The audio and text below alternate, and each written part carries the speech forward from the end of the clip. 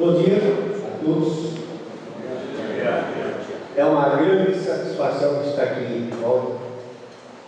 Faz alguns anos, falamos da pandemia.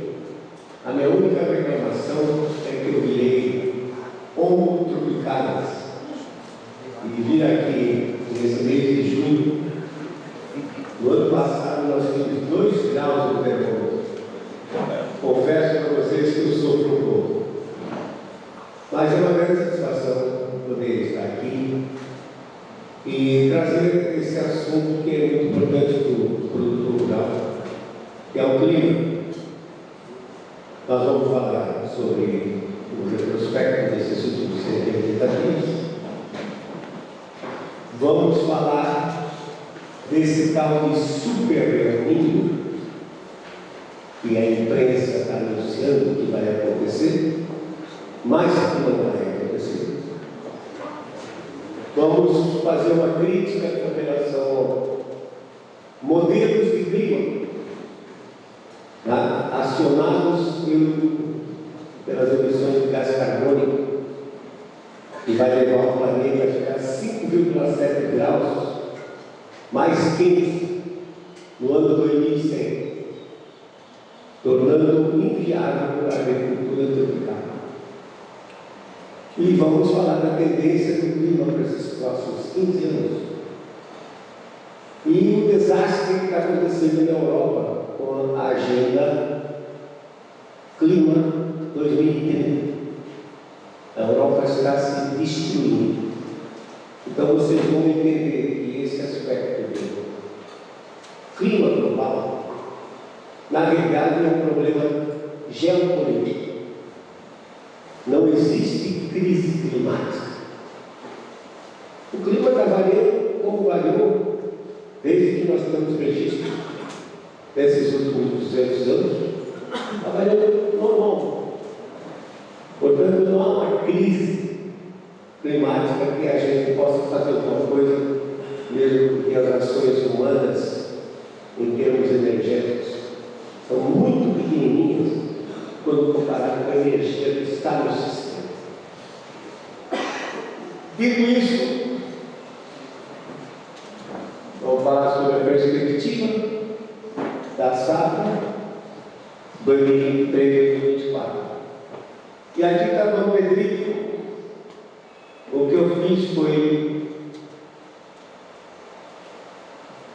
pegar essa nova média que está sendo utilizada pela Organização Meteorológica Mundial no período de 30 anos de 91 a 2020 e comparar com a média anterior, 81 a 2010.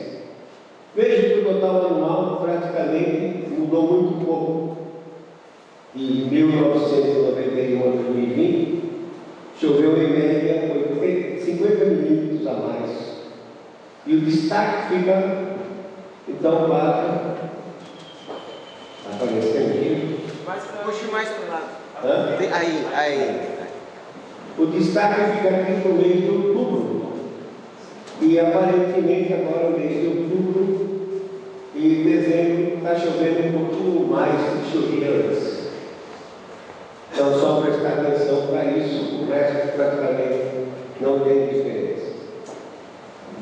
Segundo os dados do INMET, Instituto Nacional de Meteorologia, nós temos aí a divisão do Rio Grande do Sul, o mapa de precipitação. A pior parte do estado é o extremo oeste e o extremo leste. Quer dizer, a partir daqui, quando você vai para a Argentina e Paraguai, começa a chover menos. E Dom Pedrito está aqui, numa faixa aí, como nós vimos, em torno de 1.600 milímetros, e é um total anual bastante bom. O grande problema que nós temos agora é a distribuição dessa chuva ao longo do tempo. Vamos. E aí? Empacou?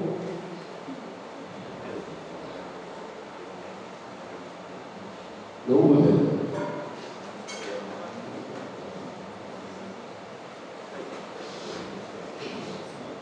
Ok. Nos últimos 180 dias,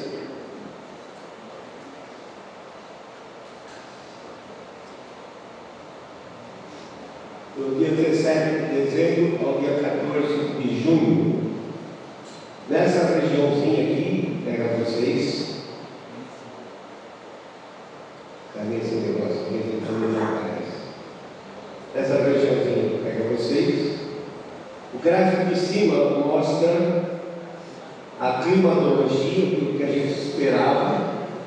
Está nessa linha aqui, ó, mais bem comportada. E na verdade o que choveu é essa linha de baixo aqui. Então, quanto mais larga a faixa marrom, significa maior produção de chuva. Então, no acumulado dos últimos 180 dias, nós ficamos com um déficit de 50%. Não há outro que tem dado todo esse problema. Tem chovido muito pouco. Vocês notam na parte de baixo, é a chuva diária nos últimos 180 dias. Chuviscos praticamente não passavam de 10 milímetros por dia, mas bem espaçados por conta da entrada das frentes frias. E agora em maio foi que deu os totais, chegando até ficar superior a 30 milímetros por dia, dividido nessa área como um todo. Então a gente esperava que chovesse 660 milímetros, mostrando aqui, ó, 660 milímetros, e na verdade choveu 340, e dá um total, uma redução de 50% abaixo da média. E na bacia do Rio Uruguai, um pouquinho pior, com 55% abaixo da média. Mostra que na região é consistente. A média diária foi 2 milímetros por dia, portanto, muito abaixo do que uma planta espera. O consome, uma soja, por exemplo, o cultivo em média vai consumir 5 milímetros por dia. 2 milímetros por dia não seria suficiente para desenvolver o cultivo. São mapas produzidos pela NOAA, em que utiliza não só as estações de terra, como também satélites para preencher os buracos.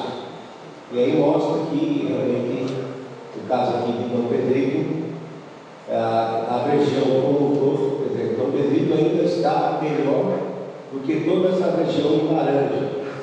Essa região em laranja teve reduções, o percentual da média de 25% a 50%, quer dizer, ficou com um desvio negativo de 50% a 75%.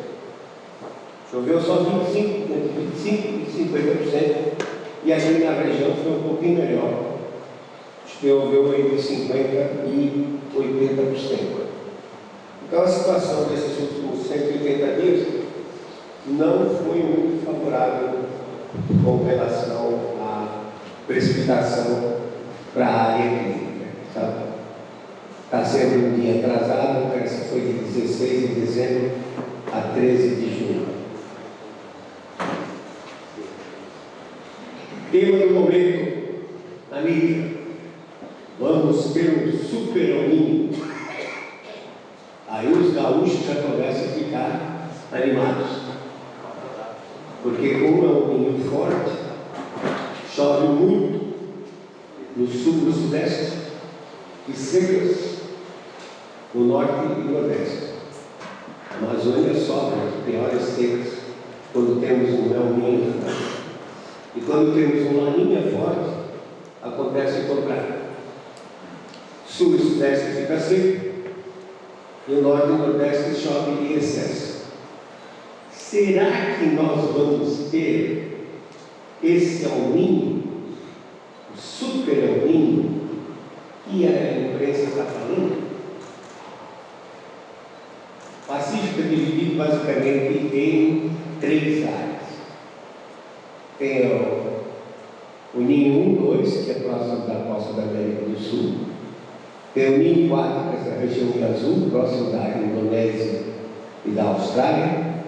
Tem o Ninho 3, que vai até 150 oeste de longitude. Minha opinião particular é que o Ninho 3 é que influencia mais o nosso clima. E os americanos, note, as previsões saem de lá.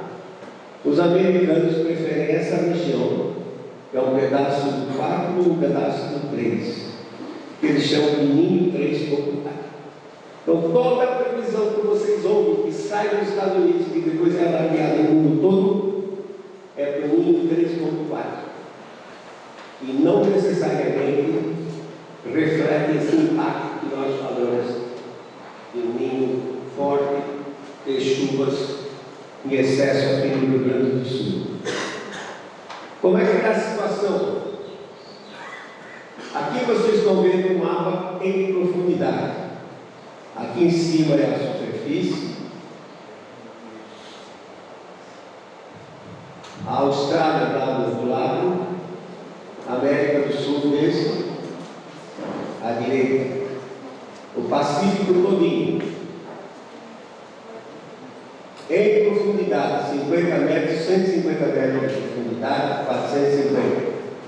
Por que nós podemos fazer isso? Nós temos 70 boias fixas, algumas delas com instrumentos que vão até 1000 metros de profundidade. E de temperatura da água, velocidade das correntes marinhas, salinidade. Então dá para traçar um mapa disso. O que vocês estão vendo aqui? Vocês estão vendo uma onda de calor subsuperficial no interior do Pacífico, centrada mais ou menos em 150 metros de profundidade, que trouxe calor até a costa da América do Sul. Isso é chamado tecnicamente de onda de Kelvin. Ela leva 3 meses a atravessar de lá da Austrália e chegar até aqui na costa do Peru, do Equador. E realmente ela transporta calor. Como vocês estão vendo, essas manchas mais escuras são águas quase 5 graus mais quentes que o normal. Muito bem. O que foi que aconteceu então com essa onda? Vocês notam aqui que essa região aqui ficou bem quente. Por quê? A onda veio de lá para cá, subsuperficial, no interior do oceano, e ela encontra um continente, é uma barreira. Então a água sobe e aflora, mostrando que essa região está mais quente. E depois parte desse calor vai sendo distribuído pela corrente marinha equatorial, que é levada pelo arrasto do vento. O atrito do vento com a superfície da água puxa um pouquinho desse calor e aí começa a dizer: bom, isso é um ninho. Mas tecnicamente isso cai errado. Por quê? O El Niño é um fenômeno oceânico. Muda a temperatura. A água está quente, chama-se El Niño. A água está fria, chama-se La Niña, que é o oposto. El Niño em espanhol é o menino e La Niña, a menina. Então, se passou de quente para frio, não tem outras explicações. Passou de menino para menino. Muito bem. Nesses 3 últimos anos, as águas estavam frias. E todo mundo falando laninha, laninha, laninha. Agora cresceu um pouco. Principalmente nesse período de abril, maio, o sol está bem em cima do Equador, ele aquece a água do Pacífico. Porém, o fenômeno completo chama-se ENOS. E o que é esse OS no final? Sobrenome dele, OS, Oscilação Sul. e é a resposta da atmosfera. Então, muda a temperatura das águas. Se a atmosfera responde, ela vai variar o campo de pressão entre o leste do Pacífico e o oeste. Muda o campo de pressão. Na região de água quente, a pressão fica mais baixa. E na região de água fria, ou lá no Pacífico, no oeste, fica mais alta. Aí sim, esse sinal de mudança do campo de pressão atmosférica é que vai interferir na nossa chuva. Mas, se as águas mudarem de temperatura e a atmosfera não responder, não temos impacto na nossa chuva. Temos água quente, mas não tem o fenômeno completo. Por quê? Porque a atmosfera não respondeu, a atmosfera não se acoplou à mudança da temperatura da água. Aliás, o próprio relatório que tiraram todo esse terrorismo que é feito, os americanos lá no finzinho ainda dizem assim: mas existe boa chance de que a atmosfera não venha se acoplar com as águas. Só que ninguém lê esse caso. Ou ninguém coloca na mídia, olha, mas estão afirmando que a atmosfera pode não responder. E, portanto, não temos El Niño. Temos águas quentes, mas a atmosfera não está respondendo. Tivemos águas frias nos 3 últimos anos, a atmosfera não respondeu, não se acoplou.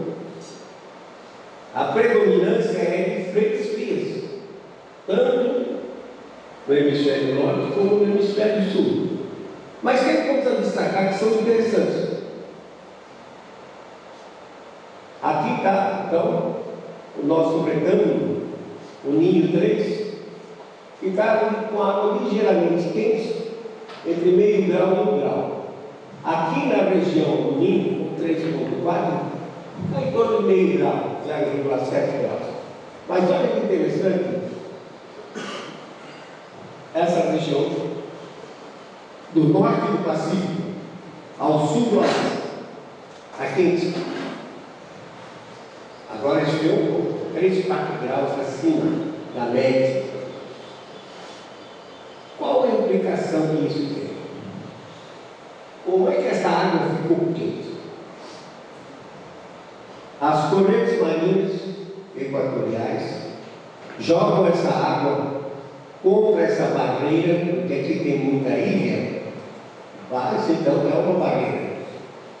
E ao longo da costa da China e do Japão, tem uma corrente marinha quente, chamada Kuroshio.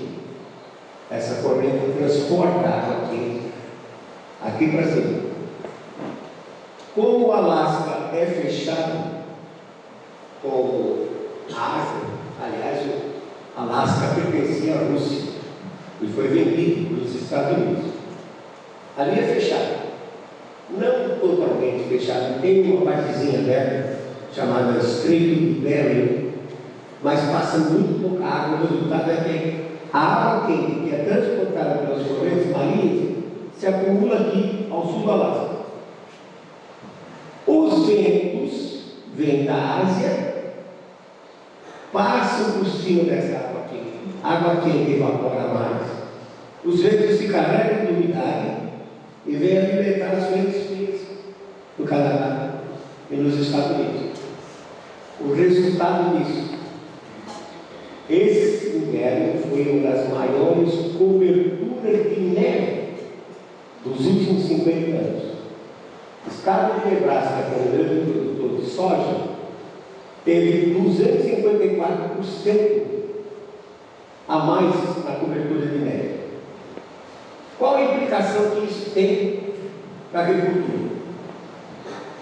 Neve é algo, e sim, e a persistência até o dia 24 de abril, ainda tinha grandes extensões de neve nesses estados a oeste do Cordel. Neve é altamente refletora. Ela parece branca, né? Altamente refletora. Ela reflete 95% da radiação solar que incide sobre ela. E só absorve 5%. Para você plantar, primeiro, tem que derreter a neve para expor o solo ao aquecimento do solo, para depois derreter o solo, para depois poder plantar a semente. Então, quando tem uma cobertura de neve extensa, o que vai acontecer? Atrasa tudo. Então, se o produtor não conseguir plantar no limite da janela, e no caso dele foi 31 de maio, ele vai plantar fora da janela. Está previsto que as temperaturas vão continuar baixas. É verão, mas as temperaturas vão continuar 2, 3 graus mais baixas do que o normal.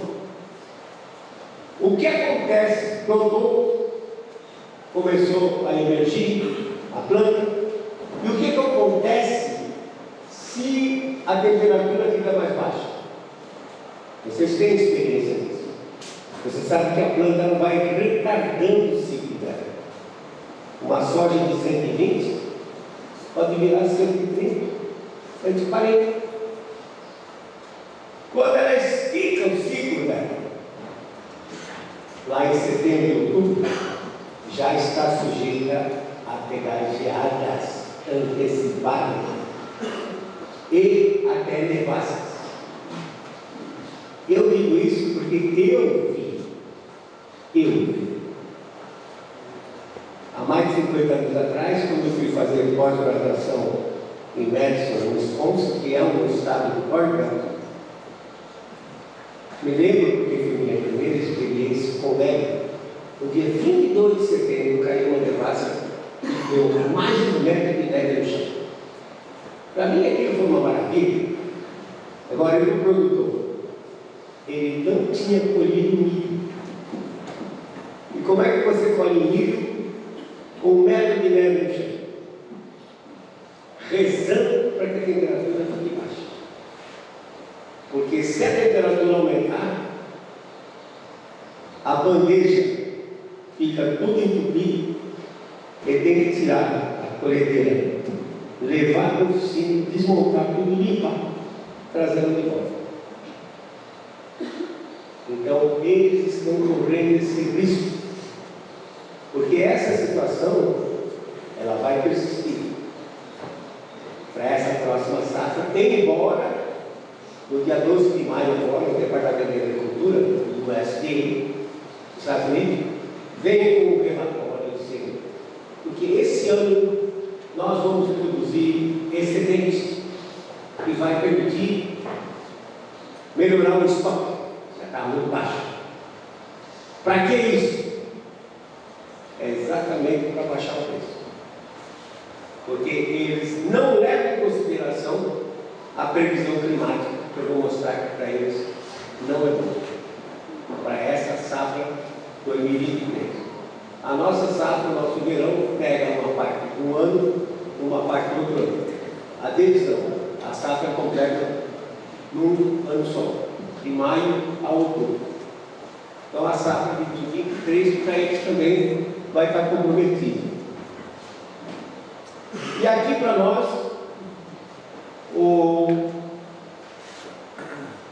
para dar continuidade, né? Também as correntes marinhas, a corrente do Golfo está mais acelerada, e no retorno a gente está tendo então temperaturas mais elevadas no Atlântico Norte. Isso é bom porque os ventos sopram da África no verão, eles sopram da África em direção à América do Sul. Então o vento passa por aqui e vai entrar na América do Sul e vai trazer umidade, que vai chover a média ou acima do centro-oeste, e aqui no Rio Grande do Sul um pouco mais complicado, porque o Rio Grande do Sul sofre influência dos ventos que vêm, dos ventos que passam por aqui, pela cordilheira, e a tendência da água, que como foi transportada daqui para cá, né? A tendência da água aqui é ficar um pouco mais fria. Muito bem, seguimos. Aí sai a previsão pelo Centro de Previsão Climática dos Estados Unidos e pelo IABI, que é o Instituto Internacional de Pesquisa de Clima e Sociedade, que está na Universidade da Colômbia, dos Estados Unidos. Notem nesse gráfico aqui, eu coloquei as duas previsões. As barras maiores, 93% de probabilidade, 94, 95, é para que as águas fiquem superiores a meio grau. Por que a imprensa é tão safada que ela não fala isso? Ah, grande probabilidade. Por quê? De ficar acima de meio grau. Meio grau não tem impacto. Para se ter um super aumento, as águas precisam estar acima de 1,5 graus. O último El Niño, 2015-2016, chegou a 2,5 graus acima da média. Mas olha aqui a previsão para 1,5 graus. É a barra aqui laranjinha. 23, 27, 54, 56, 50% de chance. Vamos interpretar o que é 50% de chance. E gasta um tempo enorme, um supercomputador, para chegar a essa brilhante probabilidade de 50%. Uma moeda tem duas faces. A chance de sair uma face é 50%. Se der cara, super aumento. Se der coroa, não tem aumento. Precisa de um supercomputador para fazer isso? Não. Uma moedinha de R$1 que já não existe mais no Brasil. Daí a solução. Joga. Se der cara, é o ninho. Se der coroa, não tem. É isso. A imprensa fala isso? Não. Porque o que a imprensa quer é sangue. Tá? Notícia boa não vem. Agora, terrorismo vem. Porque deixa todo mundo preocupado. E tem mais. Aprendam como isso é feito.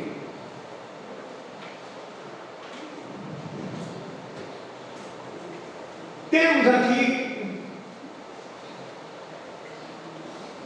17 modelos dinâmicos. Cada entidade tem um. E 7 modelos estatísticos. Estatístico só faz estatística. O dinâmico, ele precisa de supercomputadores e faz um movimento do oceano, simula o movimento do oceano e da atmosfera. Notem, senhoras e senhores, que cada modelo vai pular. Tem modelo que já passou de 2,5 e mais para baixo, mais para cima, outros que chegam quase a 3, mas tem modelo que diz que vai esfriar. Principalmente os estatísticos, são os modelos que estão dizendo que a temperatura da água vai esfriar. Aí que eles fazem brilhantemente. Soma tudo, o resultado dos 17, mais o resultado dos 7, dá 24, divide por 24 e publica a média. Consenso, como se nós estivéssemos na Câmara dos Deputados, em que os partidos têm que chegar a um consenso para ter um resultado. Eles querem consenso da primavera, da atmosfera do oceano? Nunca vai ter esse consenso. É física. Aí publica essa curvinha aqui, ó. E vai dar parte do tempo um pouquinho acima de equilíbrio. Meus caros, modelo é um código de computador, é um programa de computador que não consegue reproduzir, eu vou explicar um pouquinho mais à frente, onde é que estão as falhas do modelo.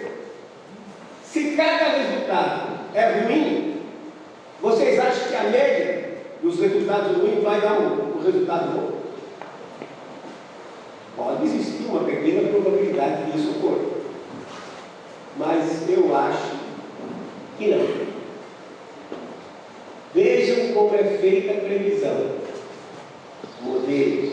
Cada modelo dá um resultado. Cada resultado é ruim. Um não concorda com o outro. E aí eles publicam ele. Ou seja, confiabilidade zero. Portanto, nós não sabemos se vai ter um El Niño, um Super El Niño ou um Laninho. Podemos ter águas quentes, mas a atmosfera, garanto para vocês, não vai se acoplar essa água quente. Portanto, o impacto da água quente nas chuvas, que seria benéfico para o Rio Grande do Sul, não vai acontecer. Previsão para 23, 24. Previsão de clima, meus caros.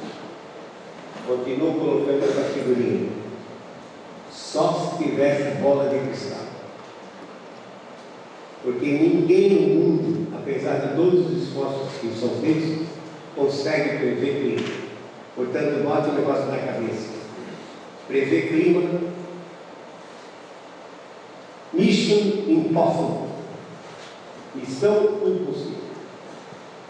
O que a gente faz é procurar ver como é que vai se desenvolver e trazer a melhor resposta possível para o produtor rural.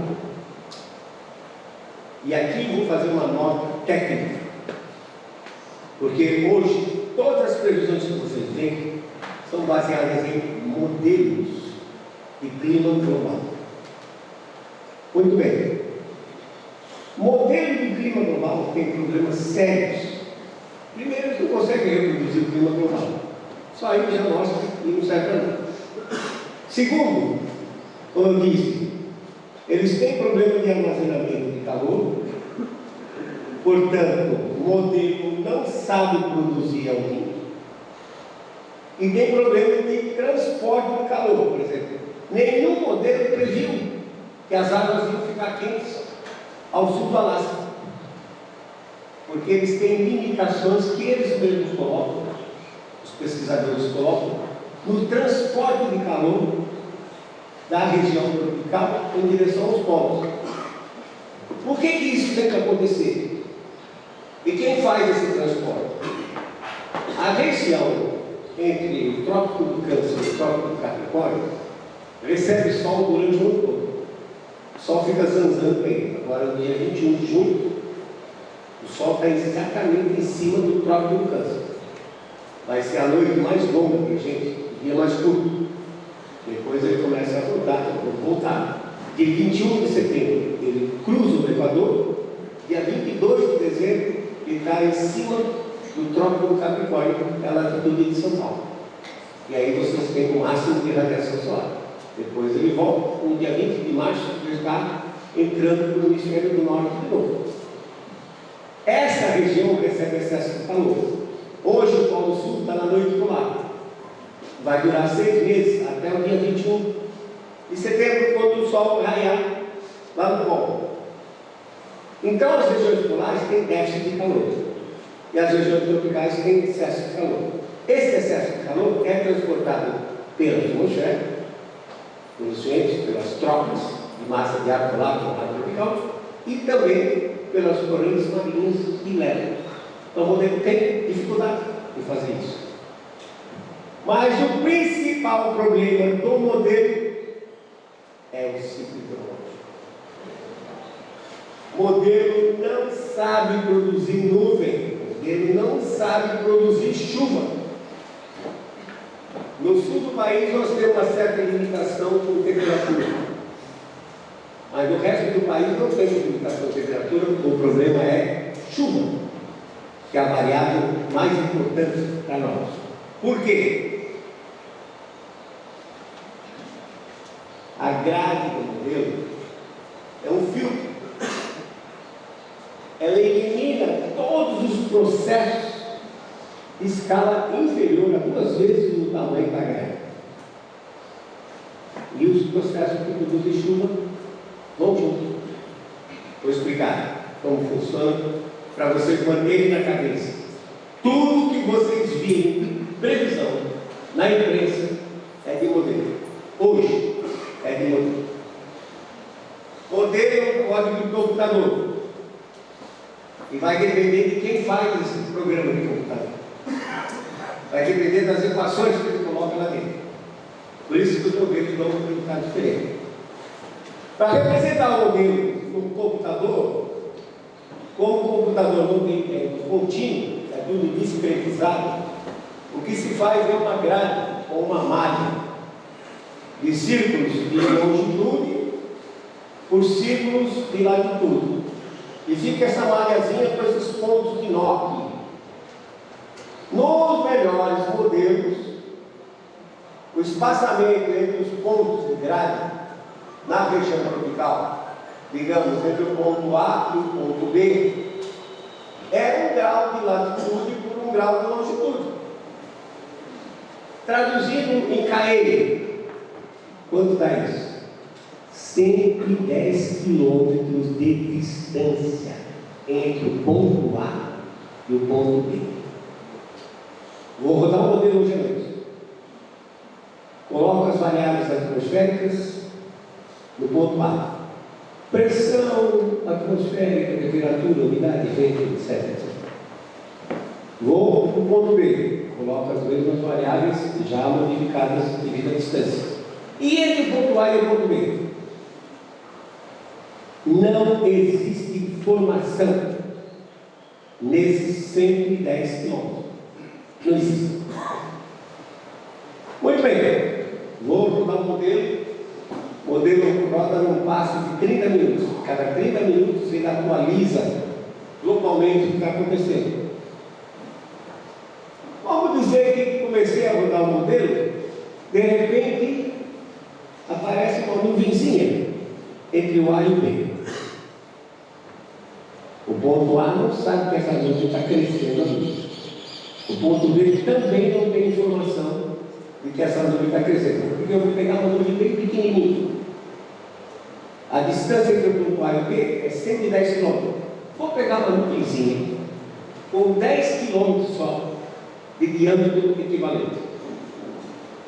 E ela vai crescer, porque ela é um cúmulo ninhos, essas nuvens tipo torre, e vai crescendo, vocês veem. Vou dizer que ela vai crescer até 10 km de altura. Quando eu faço o cálculo do volume dessa nuvem, base, diâmetro 10, pi, diâmetro ao quadrado dividido por 4, multiplico pela altura, 10 km. Eu chego à brilhante conclusão que essa nuvem ocupa 80 km quadrados. Desculpa, 80 km cúbicos. Não, 800. 80 km quadrados de base, mais 310, 800 km cúbicos. Cada quilômetro cúbico é 1 bilhão de metros cúbicos. E pelo que nós temos de conhecimento de nuvem tropical, pode ter até 3 gramas de água líquida por metro cúbico. Se eu estou falando em 800 bilhões de metros cúbicos, vezes 3 graminhas de água, uma nuvem dessa pesa 2 milhões e 400 mil toneladas de água. Notem bem, uma nuvenzinha dessa, 10% da distância entre esses dois pontos, 2 milhões e 400 mil toneladas de água. Aí Aí vem o pessoal do Oeste contratar um aviãozinho para fazer a nuvem produzir chuva. Aí o cara voa com um aviãozinho de 200 litros para estimular 2 milhões e 400 mil litros d'água a descer. Faz sentido isso? Em termos do bolso do dono do aviãozinho faz. 400 mil reais não é de se jogar fora. Fisicamente, não funciona. Nunca funcionou. Nos Estados Unidos, em Israel, no Nordeste, Petrolina continua seca, mesmo depois de ter gasto bilhões de reais para tentar estimular as nuvens a chover. Pessoal do Uruguaiana, eu disse: olha, vocês querem jogar dinheiro fora? Banco do Brasil, Agência 18, 34, dígito 3, conta 410, 416, é a mesma. Vai ser muito mais bem aproveitado do que vocês querem. Continua a nuvenzinha crescendo. 3 horas depois, ela vai jogar toda essa água. 2.400.000 toneladas de água, que, se bem distribuída em 80 quilômetros quadrados, vai dar uma chuva de 30 milímetros. Casual, né? Você já viu chuva bem maior do que 30 milímetros, né? Acontece que o povo do ar não sabe chover. E o povo do B também não sabe chover. Então o governo disse: não choveu nada. E o produtor que estava debaixo dessa nuvem lascou-se. Perdeu o cílio, ou acabou o milho, pode ter acontecido um desastre, enquanto A não sabia, enquanto B não sabia. Isso que é filtrar. Porque os processos que produzem chuva, eles são de escala muito pequena comparada com a grade do mundo. Quantas vezes você está numa estrada, você passa por uma faixa molhada, aí depois uma faixa seca, um pouquinho mais adiante, 2, 3 quilômetros, outra faixa molhada. Ou então, choveu na porteira, não choveu na serra, choveu no vizinho, não choveu aqui. Então você percebe que os processos que produzem chuva são de escala muito pequena, da ordem de 1 quilômetro. E a grade de modelo é 110. Eu vou fazer um paralelo. É como se a grade do modelo fosse uma peneira grossa. E os processos que produzem chuva são areia fina. Como é que eu vou conseguir segurar a areia fina com uma peneira grossa? Não, filtra, passa tudo. Então é exatamente isso. Esses modelos ignoram. Para fazer chover, eles criam umas equações matemáticas cheias de parâmetros que precisam ser sintonizados. Quer dizer, eles torturam os parâmetros até ter o resultado certo. Só que eles fazem isso com o período. 1975 a 2000. Ajustou, o modelo dá um resultado bom para a chuva daquele período. Mas não serve para frente, como previsão, e não serve para trás para reproduzir o que já passou. Entenderam? Chama-se sintonização, parametrização. Uma vez que o parâmetro é feito por um determinado período, ele serve para aquele período e para nada mais. Portanto, se vocês não guardarem nada disso, guardem essa frase: resultado de modelo não serve para nada. Ponto. Só isso. Portanto, nós não podemos confiar nessas previsões que saem na televisão. Um exemplozinho: o GAPL, que é o laboratório de fluidodinâmica geofísica da Universidade de Princeton, nos estados de New Jersey, elaborou então a previsão com os dados de outubro de 2018 para março de 2019. Tudo que é vermelho é chuva abaixo do normal, verde é acima do normal. Vamos pegar algumas regiões. O modelo dizia que ia ser seco em toda a costa norte e que no Amapá e no Suriname ia chover bastante. Aqui à direita vocês têm os resultados. Excesso de chuva, onde o modelo dizia que ia ser seco, e onde o modelo dizia que ia chover, no Amapá e no Suriname, falta de chuva. Exatamente o contrário.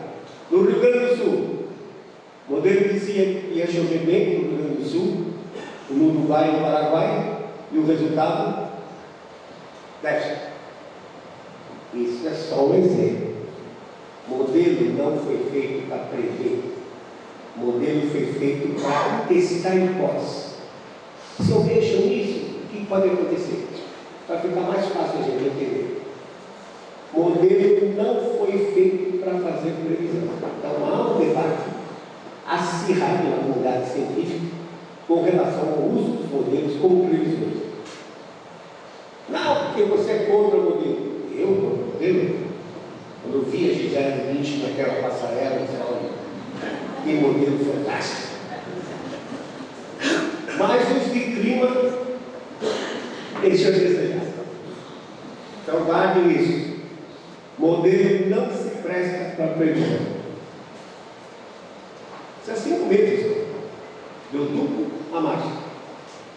Agora imagina o IPCC, que é o painel intergovernamental de mudanças climáticas, que é a instituição da ONU, que é o terrorista climático, diz que a temperatura do planeta vai subir 5,7 graus se dobrar a concentração de CO2, que o nível do mar vai subir de não sei quantos metros, vai ter que relocar todo mundo que mora na faixa litorânea. Vocês não vão ter problema, porque o nível do mar vai chegar até aqui, vocês vão ter sua praia particular. Regendo todos de terrorismo.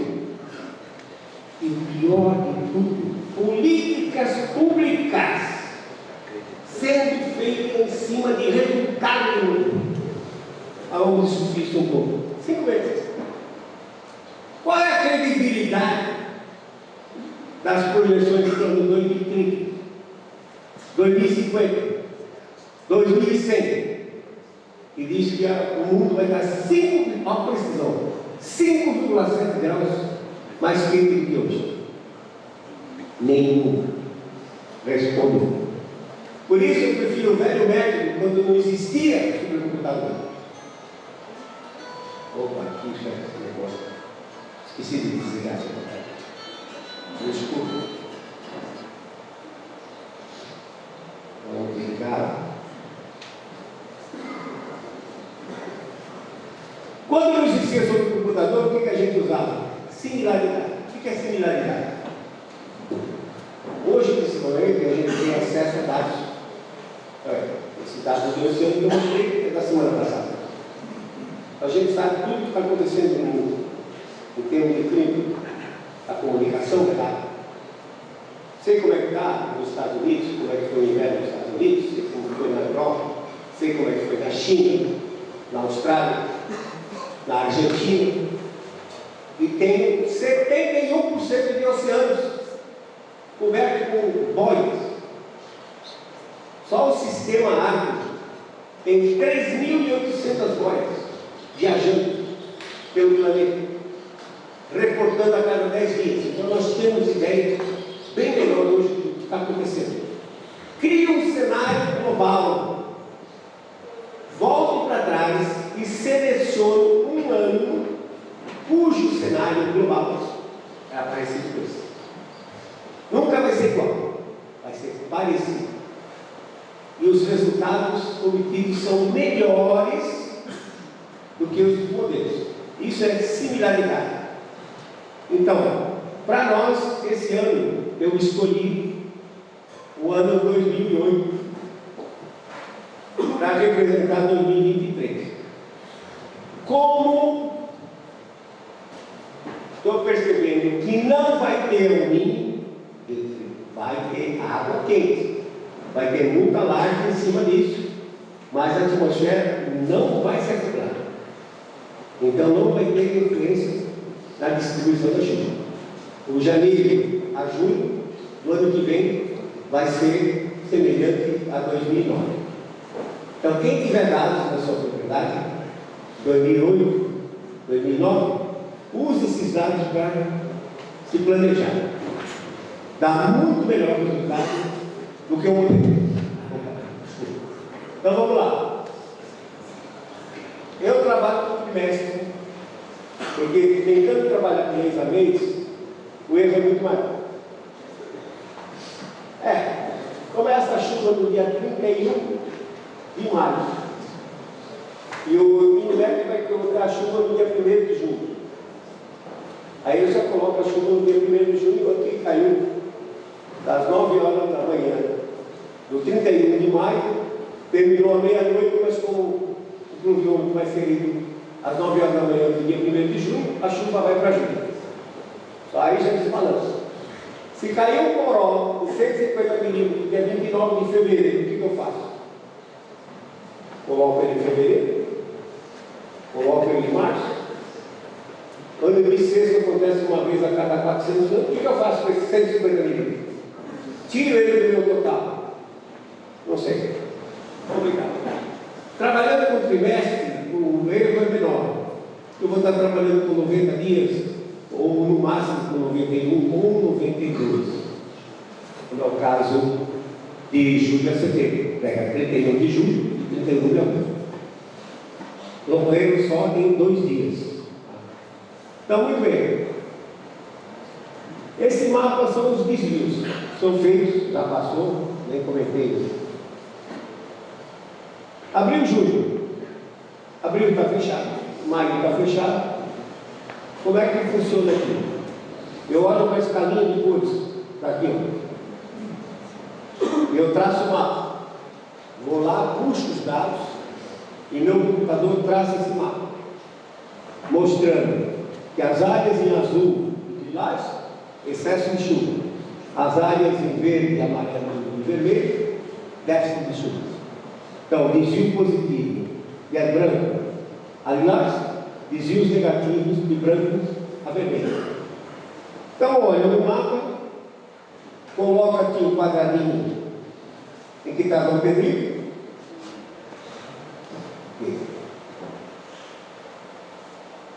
E vejo que Dom Pedrito está verde e indo para a fronteira. Aparece ali o verde um pouquinho diferente, que eu chamei de verde limão, em que eu olho aqui, está me dizendo que eu estou com 30 a 40 milímetros por mês de déficit. São 3 meses, eu multiplico, vou ter 90 a 120 milímetros de déficit. A média para Dom Pedrito, aquela média de 2021, 2091 a 2020, a média acumulada do trimestre é 395. Menos 120 dá 275. 395 menos 90 dá 305. Quanto mais que é esse? Usar esse número aqui. Uma redução de 30% com relação à média. Então você tem a média da sua propriedade, você reduz 30% nela para fechar abril, julho. A conta é simples de fazer. Tá?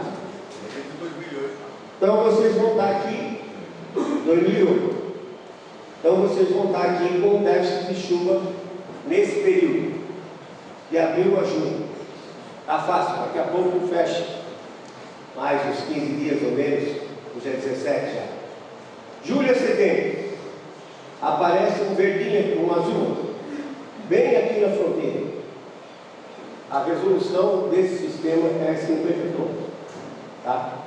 Bem melhor do que os modelos. Quer dizer, dobro de resolução dos modelos.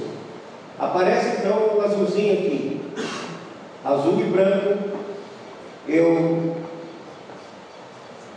resolvi dizer que está na média, vai chover de 0 a 10 milímetros a mais por mês, ou seja, no trimestre, de 0 a 30 milímetros, portanto, 330 mais 0 dá 330, 330 mais 30 dá 360. Bom, então já tenho julho, agosto e setembro, já um pouquinho acima da média. o que é bom, porque vai acumulando umidade no solo. Aí entra desastre. Outubro e dezembro. Aparece aqui o verde, vai passando por um amarelo e vai chegar no vermelho. Ou seja, pela previsão, parte do Paraguai, Uruguai, norte da Argentina, que é a região produtora de soja, vai estar com déficit de chuva. E vocês também aqui, pelo monte. A média acumulada do trimestre é 385 milímetros.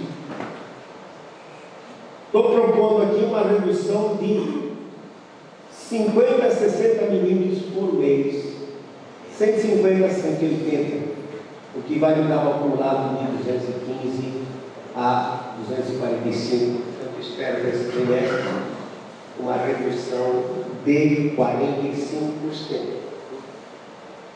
Quem for para o Uruguai, quem for para o norte da Argentina, vai estar piorando. Janeiro a março de 2024, como disse, eu dei continuidade em 2009, porque eu estou apostando no meu TAC, de que não vamos ter El Niño, e sim águas quentes. Média de janeiro a março, 365 milímetros, mas a redução aqui é pequena, da ordem de 0 a 10, 0 a 30 milímetros no trimestre, então vou ter 335 a 365. Se eu somar com o anterior, mesmo que o anterior esteja aparentemente ruim, mas que julho, agosto, setembro já teve um excesso, essa água vai ter que ser coletada. Não pode deixar a água ir para o Oceano Atlântico, porque o Oceano Atlântico já tem toda a água que ele precisa. Você tem que segurar a água aqui. Se eu somar 245 com 365, se for bem distribuído, meus caros, é uma safra de soja. Tranquilo. Experimente na Escola Superior de Agricultura do Luiz Queiroz, eles conseguiram 92 sacos com 450 milhões. É claro que as plantas estavam tudo com sensor de umidade, né? Dando água só quando a planta precisava, no mais diversos estados da planta. 600 milímetros bem distribuídos é uma safra de soja garantida. Então, eu não estaria preocupado com isso. Minha recomendação é: segurem a água, embora a gente saiba que tem certos problemas com o Ministério Público, né? Que nós temos que mudar isso. Tem que ter uma legislação que impeça que o Ministério Público, o Ministério do Meio Ambiente, venha interferir nas nossas atividades. Nós sabemos muito bem o que é preservar o ambiente. Então não precisamos de ninguém que fique restringindo as nossas ações. Seguindo, abril, junho. Olha a Venezuela. Se com Maduro, tá bom? Botando Maduro mais essa seca que vai acontecer ali, paciência. Mas vocês também vão estar mal.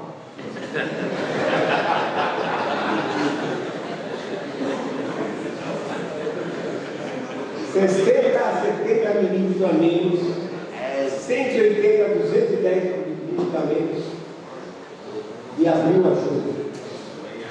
Redução de 50%.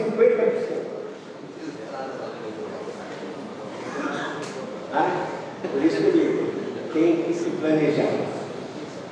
Se a natureza não está colaborando, não está entregando chuva como deveria, nós vamos redistribuir, como se diz em espanhol, a água caída. Aquela que chega no chão, a gente redistribui para usá-la em outros períodos. Contrapartida, para quem tem terra no Maranhão, olha aí, vai estar com excesso de chuva na região. E isso aí vai ser decorrente das frentes frias que vão estar chegando dos Estados Unidos, passando pelo Caribe e chegando até a costa brasileira. Bom, será que só vocês que estão lascados? Vamos ver o resto do mundo. Relato, vou comentar para o viés dele.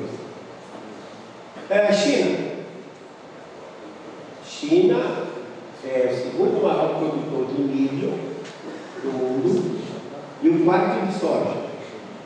Nós temos regiões com déficit de chuva, mas tem regiões com excesso. Nenhum dos dois é bom. Excesso de chuva é muito ruim também por tudo. Estados Unidos aparece no oeste do Corn Belt com chuvas abaixo. Quem quiser depois ter um mapa detalhado para esse período de junho, julho e agosto, próximo verão, vai ser na maior parte do Corn Belt, vai ser verão seco, chuvas abaixo do normal, e isso deve levar uma quebra na produção de milho e na produção de soja nos Estados Unidos, embora o Departamento de Agricultura tenha liberado um relatório no dia 12 de maio, dizendo: olha, a safra de 2023 vai ser maravilhosa, nós vamos produzir excedentes, vamos melhorar os estoques. O USDA, o Departamento de Agricultura, é vizinho do Centro de Previsão Climática. Como é que a gente pode falar um negócio desse quando o próprio Centro de Previsão Climática diz que vai ter déficit de chuva? Nos estados que são bons produtores, como Illinois, Iowa, Nebraska, Dakota do Sul, Kansas. Então, o que o Departamento de Agricultura está fazendo? Está fazendo uma manobra para baixar o preço artificialmente. Tá? Porque eles dependem muito do milho, não só para exportação, como para a produção de álcool. Se eles disserem ao contrário, o preço sobe. Então ele vai contra a mentira no relatório. É mentira. Porque eles vão destruir. Você pode contar, safra de 2023, que começou agora no Antigo, em maio, vai terminar em outubro, novembro, por dependendo do estado. Eu garanto para vocês que a quebra no milho vai dar em torno de 10%. Eles produzem 360 milhões de toneladas, fica só 36 milhões de toneladas fora do mercado. Só 36 milhões. A China vai ter o mesmo problema. Segundo o produtor de milho, tudo que ela produz, ela consome. Se ela tiver uma pequena uma quebra, que a gente não conhece os números da China, mas a gente viu o PIB.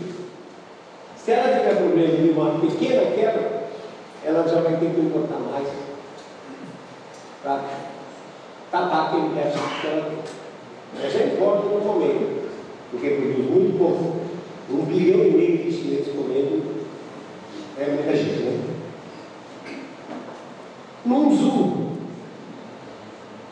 você tem Índia, toda a costa oeste da Índia, com déficit de chuva nesse período, de junho e agosto. O norte da Índia, Paquistão, déficit. Tailândia, déficit. Vietnã, seca. Vietnã é o segundo maior produtor de café, depois do Brasil. Então você vê que para esse verão, uma boa parte dos países produtores vão estar em má situação, levando a quebras, ainda que pequenas quebras em percentual de quebra. Já deu uma hora. Seguimos? Seguimos. Toca a ficha. Ainda que pequena quebra percentual, mas representa muito em volume. Tá? Eu fiz para a Uruguaiana, que tinha uma série melhor, de temperaturas mínimas. Eu pensava que íamos ter uma geada severa entre 16 e 18 de junho. Acho que eu errei porque chegou aqui um pouco antes, né? Os dias frios. Mas eu estava ontem, eu estava em Campo Grande, e lá a temperatura chegou a 7 graus. E mandaram agora de manhã um relatório de primeira avaliação. Mais de 1000 cabeças de gado mortas por hipotermia. O animal de corte, ele fica no pasto, não tem proteção.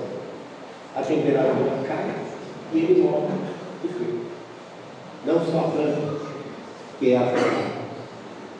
Tem outra aí na semana que vem, uma no meio de agosto, e na minha previsão vai ter uma em setembro.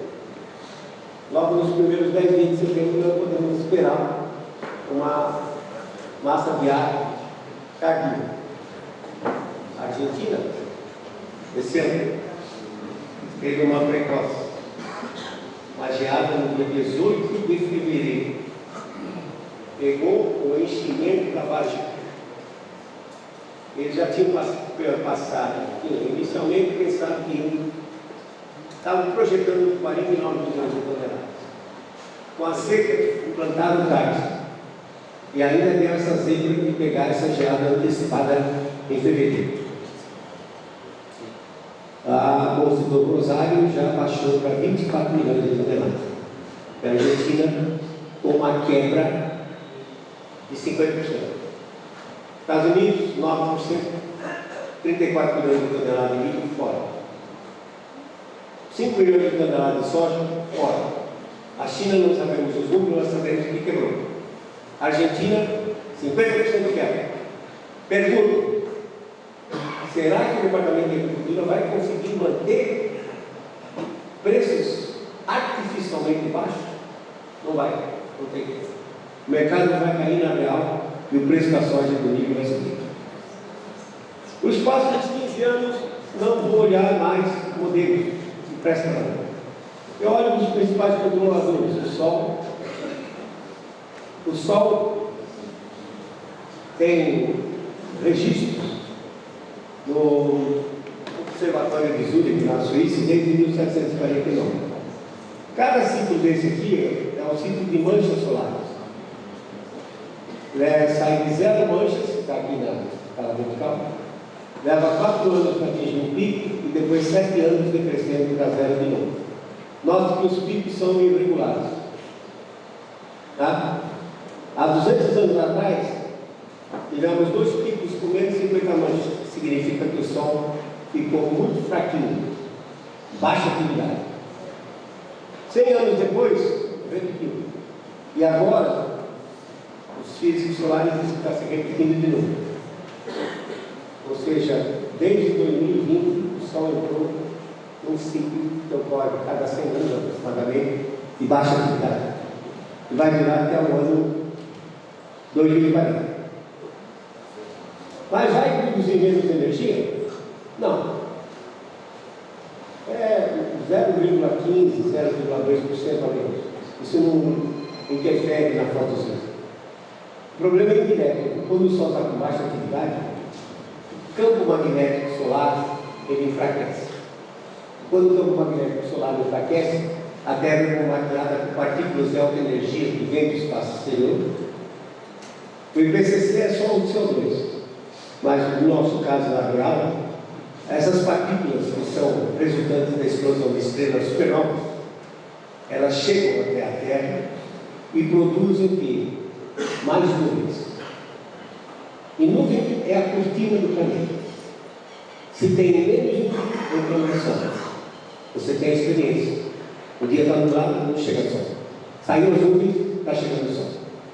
Então imagina, e se diminuir a cobertura de nuvens, entra mais sol, o planeta aquece. Mas se aumentar a cobertura de nuvens, a radiação vem, bate no continente e volta para o espaço exterior. Entra menos radiação e esfria o planeta. Isso já pode ser visto, isso é uma teoria do físico dinamarquês, Henrik Svendsmark. E os raios cósmicos produzem mais nuvens. E os oceanos, em especial, eles respondem muito bem a isso. Eu peguei o período de 1999 a 2020 e subtraí o período anterior, 77 a 98. Como 77 a 98 foi mais quente na costa das Américas, toda essa região já está esfriando. Pode ser resposta a esse problema do Sol está produzindo campo magnético solar. Na realidade, deu uma enfraquecida muito grande em 2006. É medido o índice de atividade magnética do Sol, que sofreu uma redução muito grande a partir de 2006. Entre os Estados Unidos e a Europa também, toda essa região aí aparece. Muda.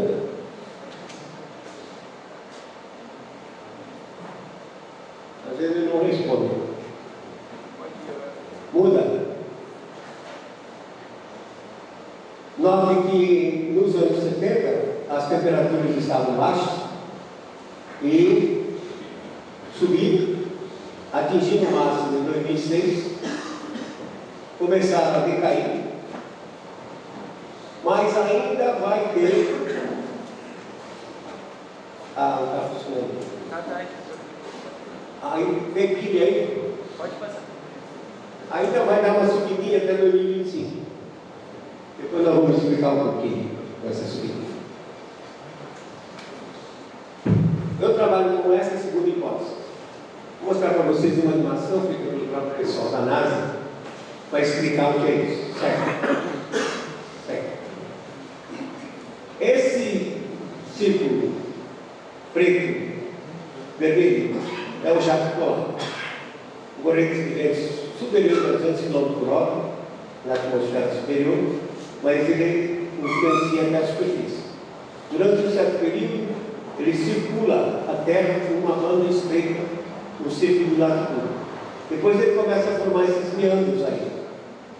Tá? E fica esse tipo de situação. Então está aí o jato polar formando essas ondas. Entre ali o cavado da onda e esse outro, são 8.000 quilômetros de distância. E na crista da onda entra ar quente e no cavado vem ar calor.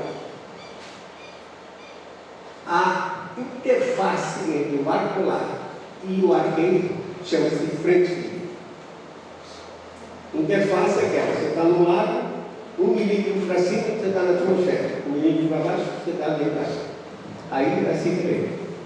É a separação entre o ar frio e o ar quente.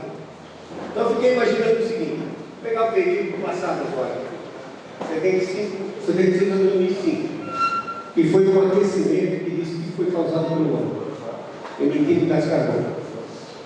Notou-se que o jato polar ficou muito seguindo o círculo de latitude, aprisionou o ar polar e não havia tanta indução. Nós não tivemos tanta geada nesse período de 76 a 2005. Portanto, se o ar polar não chegava, o ar tropical passou a se aquecer mais, ficou mais aquecido. E entre 40 graus norte e 40 graus sul, nós temos 2/3 da superfície terrestre. Quer dizer, mais ou menos para você se situar entre La Plata, na Argentina, e Nova York, nessa latitude, 2/3 da superfície terrestre que deixou de receber ar frio. Ficou aquecida e o IPCC diz que a culpa é do homem. Mas se eu olhar o período anterior, 46 a 75, em que havia maior troca, essas ondas grandes se formavam, havia maior troca de ar polar com ar tropical. Misturando o ar frio com o ar quente, houve um ligeiro resfriamento global. Naquela época, no início dos anos 70, estava nos Estados Unidos, e o terrorismo climático naquela época era o quê? Estamos indo para uma nova era glacial, que os invernos eram mais rigorosos. Eu mesmo peguei 35 graus abaixo de zero em Madison, Wisconsin, no inverno de 72 para 73. Então eu imagino que vai se repetir. 2006, quando deu aquela virada no sol, a 2035. Por quê? O trabalho do russo, George Van Benverin, ele foi feito durante a Guerra Fria e foi publicado em russo.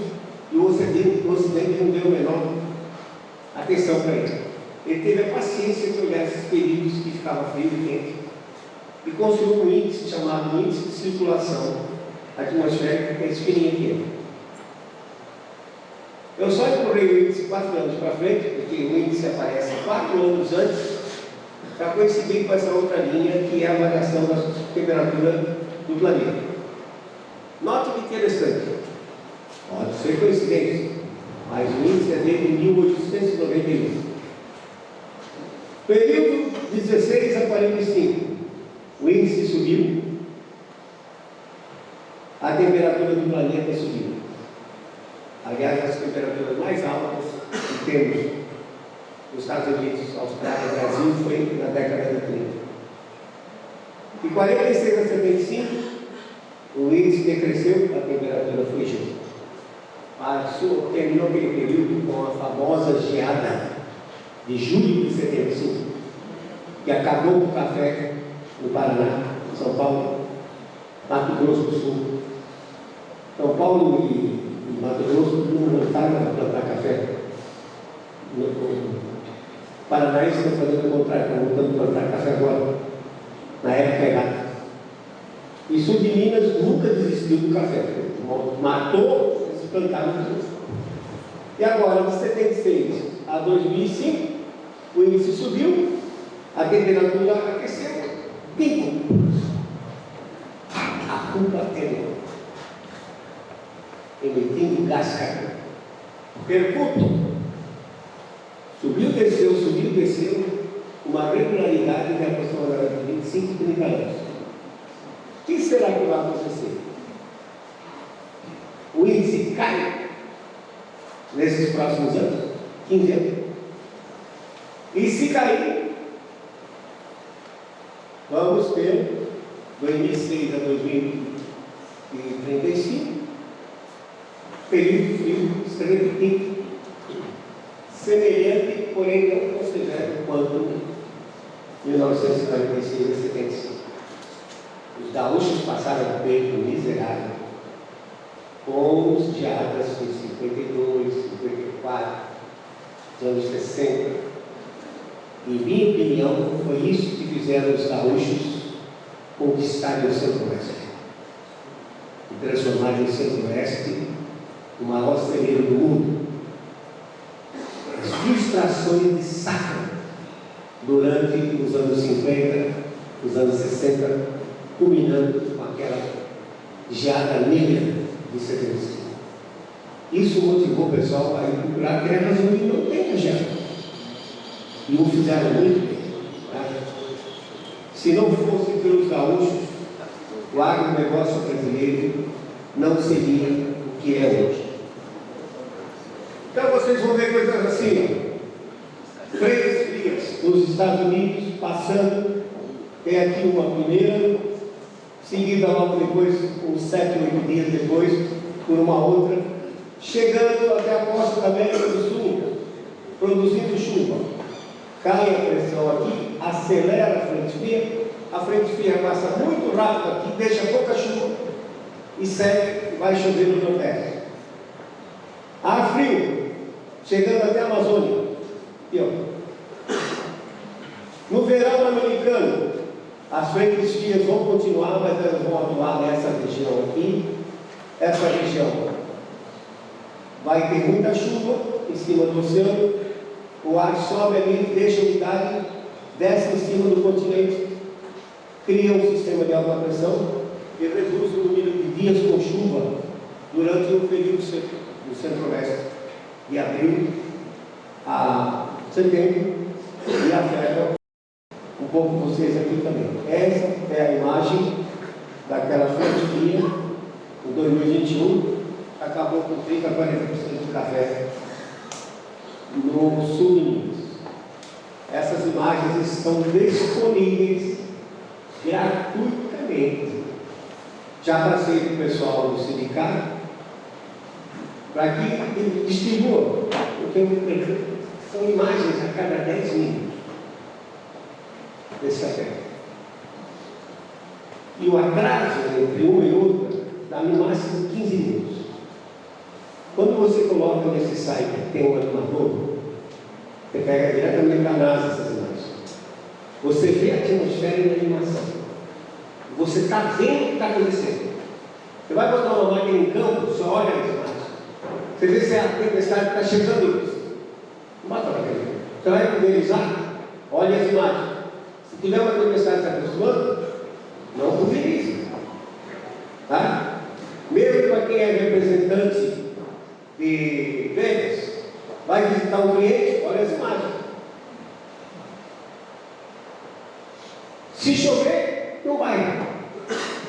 Até ontem eu estava conversando com o Fernando, da Secretaria de Cultura, que foi de Secretaria de Educação, que foi me buscar. Ele controla o transporte escolar. Tem um problema sério. Toda vez que vai, chove, fica atolado no ônibus. Olha as imagens. Tá? Se for chover, você ou suspende ou toma as providências. Resumindo, estamos muito atrasados. Eu tenho que falar agora. Não posso deixar para o mês. Chuvas abaixo da média, no acumulado de 1.100 milímetros aqui em Dom Pedrito, de abril e junho, redução de 30%, espero em média de 290, 300 milímetros. Julho a setembro acima, 10%, vai dar uns 350 milímetros em abril, julho a setembro. Outubro a dezembro, abaixo, mas ainda espero uns 220 milímetros. Janeiro a março, abaixo, uns 10%, espero 350 milímetros. De abril, junho, abaixo, mas ainda espero, até 50% abaixo, mas ainda espero uns 200 milímetros. Vai ser muito, mas não tão muito quanto o ano passado. Já é um alívio, né? E recomendação: segure toda a água que vocês quiserem. Próximos 15 anos, o total vai ficar um pouco abaixo, conforme parecido com 46 a 75. Menor frequência de El-Niños fortes. Eu acho que o próximo El-Niño só vai ocorrer em 2034, 2035. Está me impressionando aqui, vocês estão vendo. Aumento do número de dias sem chuva, cuidado com o período de setembro a novembro, que aqui fica muito violento, tempestade severa, pode ter até tornado, principalmente na fronteira, a oeste, até tornado. E lembrar o seguinte, que vocês não são os únicos privilegiados que vão passar por isso. Todos os países fora dos trópicos vão ter problemas, com invernos mais rigorosos e invernos mais longos, como eu estava explicando. Então vai ter quebra nos Estados Unidos, vai ter quebra na China, e lamentavelmente os hermanos também terão uma quebra no próximo ano. Então, vamos ficar de olho, porque a tendência do mercado é subir. Clima varia por causas naturais. Excesso de chuva, seca sempre ocorrendo. Aqui, na Alemanha, em Passau, na Catedral, tem uma escala das maiores cheias. A campeã, 1500. Quanto CO2 o homem botava em 1501 para ter causado a maior ceia na Alemanha? São Paulo, maior ceia, 29 de janeiro de 1929. Qual era a área impermeabilizada da cidade em 1929? 100 anos atrás. Quantos automóveis, quanto CO2 era emitido em São Paulo em 1929 para ter causado a maior cheia? A Estação da Luz tem registro desde 1887, janeiro de 29, choveu 556 milímetros até hoje, recordista do janeiro. E Paris, Paris, vamos trabalhar Paris para as Olimpíadas? A maior cheia de Paris, 17 de janeiro de 1910. Vocês veem que isso tudo sempre aconteceu e vai continuar acontecendo. Pode ter certeza disso. Muda aí, senão esse negócio aqui está pilha fraca. Por favor. Aquecimento global é uma mentira. O homem não tem condições de mudar o clima global. CO2 não controla o clima global. CO2 não é um vilão. CO2 é um gás da vida. Uma planta C3 de tipo soja, ela tem internamente o equivalente a 200 ppm, 200 partes por milhão de CO2. Na atmosfera é 400, hoje. Como é que planta absorve CO2? Ela tem uma bombinha que fica chupando? Não. Ela absorve pela diferença de pressão. Se a pressão externa está alta, entra para dentro da sala. Vamos dizer uma hipótese absurda que eu conseguisse reduzir de 400 ppm para 200. Ia ficar igual da planta. Acabou a fotossíntese. Não tem mais fotossíntese. O lâmpada, nas estufas, eles trabalham com 1.200, 1.500 ppm de sol. 3, 4 vezes maior do que está na atmosfera. Para quê? Porque as plantas crescem. Mais de 1.500 relatórios mostram que quando você dobra a concentração de CO2, toda a parte da massa da planta, sistema reticulado, produção aumenta. Às vezes até mais de 100%. Então, meus caros, vamos queimar todo o petróleo do mundo. Vamos queimar todo o carvão do mundo. Botar essa atmosfera rica em CO2, que aí a produtividade vai aumentar. Então, acordos como o Acordo Climático de Paris é inútil do ponto de vista do clima. Vai arrebentar todo mundo, porque 82% da energia elétrica que é gerada é com carvão, petróleo e gás natural. E para reduzir a emissão tem que reduzir a energia elétrica. Tudo bem. Quem está bem, está bem.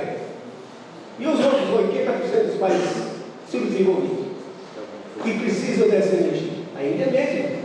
O primeiro-ministro da Índia está com 1 bilhão e 300 milhões de pessoas. 1 bilhão e 300 milhões. O ministro disse: não vou deixar de usar carvão nas termoelétricas. Vou continuar emitindo CO2. Por quê? 30% da população do meu país não tem acesso à energia elétrica.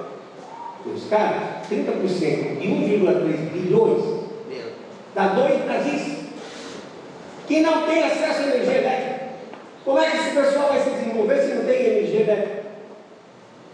Então, existe na realidade uma atitude, uma ação de governança global. Vocês fazem o que eu disser para vocês fazerem, e não o que vocês precisam para se desenvolver. Neocolonialismo. A Europa nunca deixou de ser colonialista.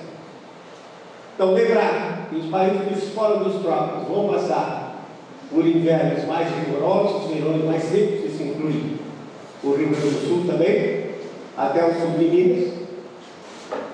O relatório da semana passada, do mês passado, diz que não vai ter quebra de safra, engano.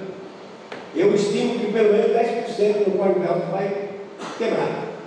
Tá? E o problema das políticas públicas na Europa, né? A agenda do clima 2030, ela está causando sérios problemas na Europa. A Alemanha, os caras estão pagando 700 euros por megawatt-hora. Você está falando em mais de 4 mil reais por 1 megawatt-hora de energia. Quem é que vai produzir com um custo desse? Não tem como. Né? Então, se quiserem reduzir as emissões aos níveis de 90, que esse é o objetivo da agenda do clima 2030, os economistas estimam que custaria aí a ordem de 10% do produto bruto global. Uma mera quantiazinha de 75 trilhões de dólares por ano para reduzir as emissões. Para quê? Baseado em quê? Em resultados de vocês. Não tem nada, base nenhuma para traçar essas políticas públicas doidas, como por exemplo na Holanda, e dizer que a partir de 2030 o agricultor não vai poder usar diesel nos tratores porque emite CO2. Não vai poder usar compostos nitrogenados. Por quê? Coloca o nitrogênio no solo, ele volatiliza, combina com o oxigênio da atmosfera e forma óxido de nitrogênio, que são gases que aquecem o planeta. Quando você pega uma estação e mede a quantidade de óxido de nitrogênio que você encontra é inferior a 100 microgramas por metro cúbico. Uma situação de smog, aquela sedação que é provocada com partículas que saem dos automóveis, chega no máximo a 200 microgramas por metro cúbico. O que é isso? Você pega 1 quilo, divide por 1000, dá 1 grama. Pega 1 grama, divide por 1000, dá 1 miligrama. Pega 1 miligrama, divide por 1000, dá 1 micrograma. Quer dizer, uma parte tem 1 bilhão de óxido de nitrogênio. Um sistema tão complexo que depende até de raios cósmicos que vem do espaço exterior, depende da quantidade de calor armazenado nos oceanos, do transporte desse calor. Será que 100 microgramas de óxido de nitrogênio vai aquecer o planeta em 5 graus? Baseado em quê? Em modelos que não conseguem reproduzir. Então eu achei que políticos doidos só existem no Brasil. Agora estou vendo que isso é generalizado. Alemanha, Holanda, França, Itália. Por quê? Eles passam lá 4, 5 anos. Depois vão embora, esquecem deles e quem é que paga a conta? O povo. Muito obrigado pela atenção.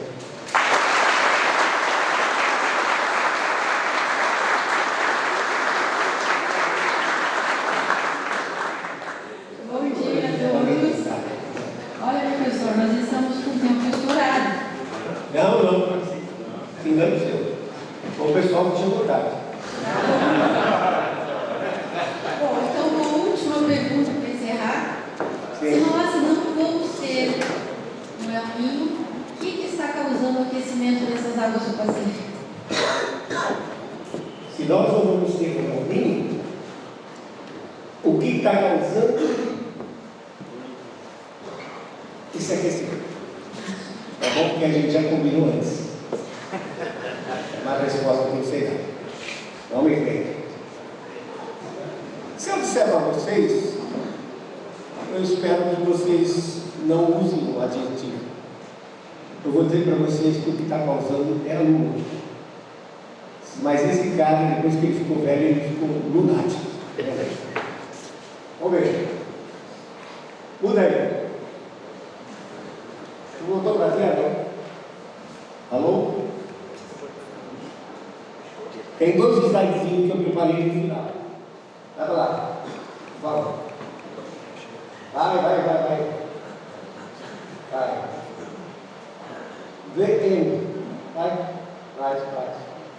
By the way, a apresentação vai estar no sindicato. Depois quem tiver interesse, solicita ao sindicato. Aí. Aluno, mais um. Eu posso ir lá? Está vendo aquele monumento ali? Chama-se Stonehenge, datado de 3.500 anos atrás. Ele tem 19 pedras no ciclo principal e 54 pedras em volta. Porque naquela época não tinha televisão e o pessoal ficava olhando os céus, a lua. E naquela época eles já sabiam que a Lua tinha um ciclo de 18,6 anos. Por isso as 19 pedras e as 54, como eles não tinham a noção decimal, dava para simular o decimal. Então o que acontece? da Lua, em termos de tempo, é fixo, é 28 dias. Não muda a forma da órbita, mas o plano que ela está muda, porque é uma questão astronômica. A Terra tem uma inclinação, o eixo de rotação, uma inclinação com o plano da eclíptica, onde está o Sol e os planetas, de 23,5. Isso dá o trópico do Câncer e o trópico do Capricórnio. A Lua tem uma inclinação de 5,1. Então, quando os dois estão apontando para direções diferentes, somos anos 28,6. Quando os dois estão apontando para a mesma direção, subtrai, dá 9,3 anos depois, 18,4. Então, o plano da órbita da Lua fica dançando em torno do trópico do Câncer e do Capricórnio, 28 graus e meio para cima, fora dos trópicos, 18,4 e meio de latitude para dentro dos trópicos. O que acontece? A Lua interfere no clima indiretamente. A força gravitacional dela é responsável pelas marés e pela velocidade das correntes marinhas. Então a Lua, indiretamente, acionando as correntes marinhas, ela redistribui aquele excesso de calor que estava na região tropical e joga para fora dos trópicos. Bom, como é um evento astronômico, você pode produzir por anos, 1 milhão de anos se quiser. A precisão é muito boa. Eu só fiz 200 anos, de 1890 até 2090. Uma para entender se tinha batido e outra para usar como previsão.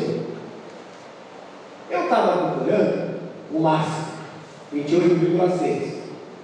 Quando eu percebi que em 2006 houve um grande degelo no Ártico, que estava atribuindo ao aquecimento global.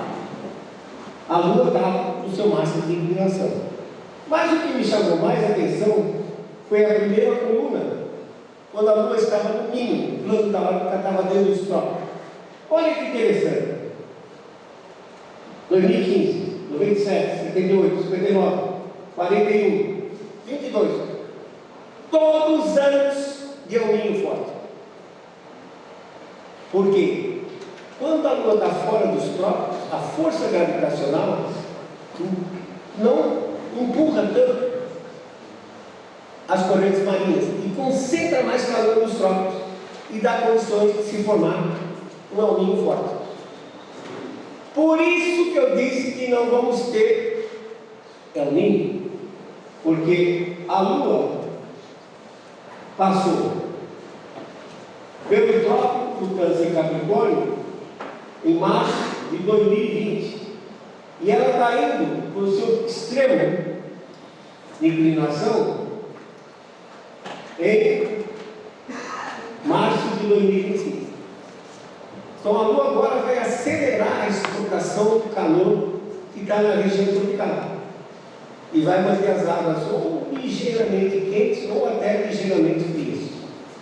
Lembrar que esse quente e frio é anomalia com relação à média, e essa média é de 91 a 2020. Se você pegar a média de 81 a 2010, vai dar uma coisa diferente.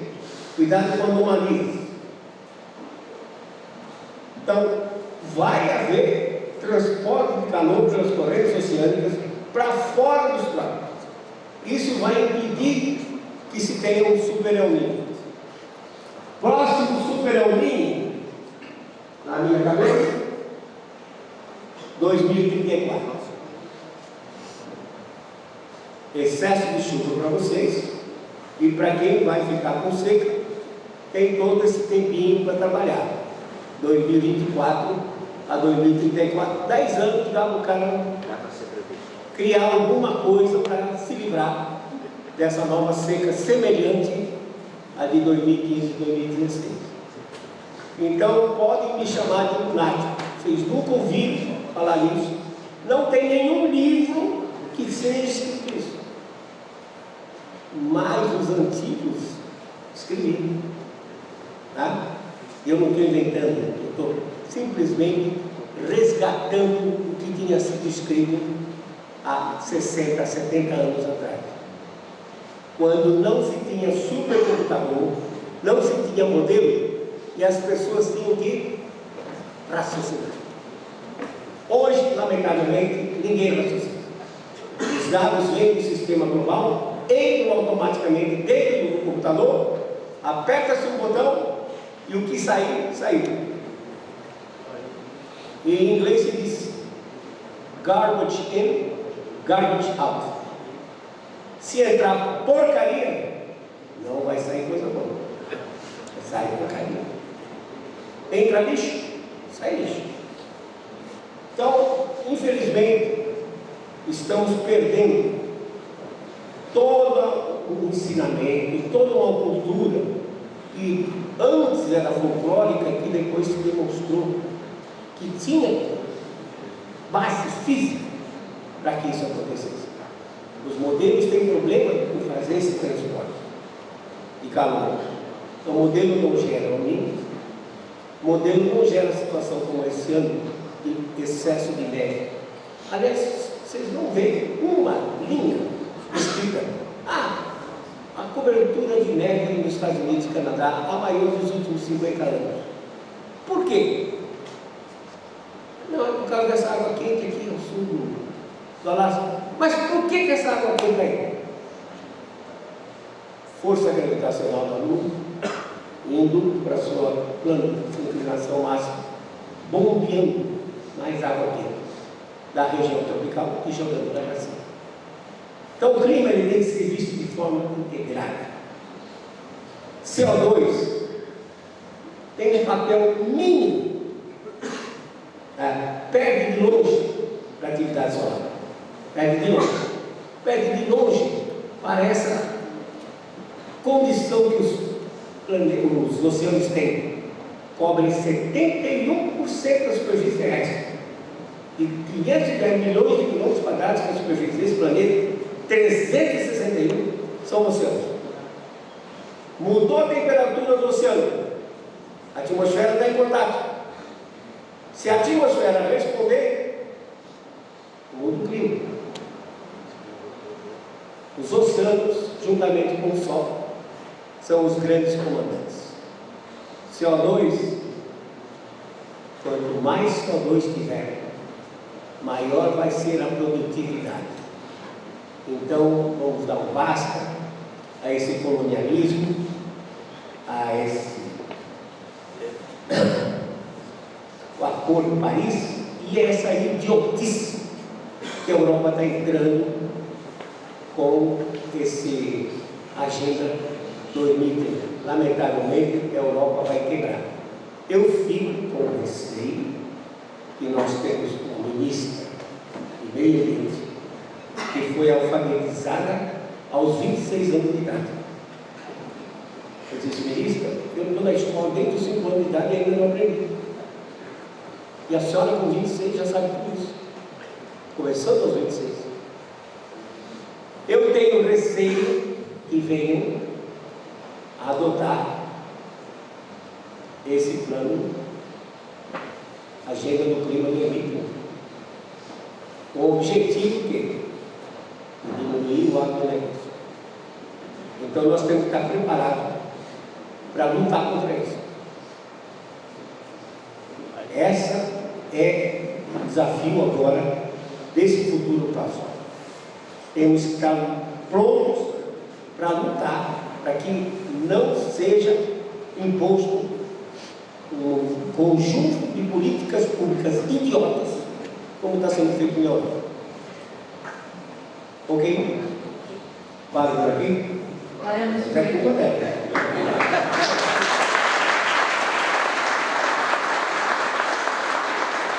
Muito obrigado, professor Bolion.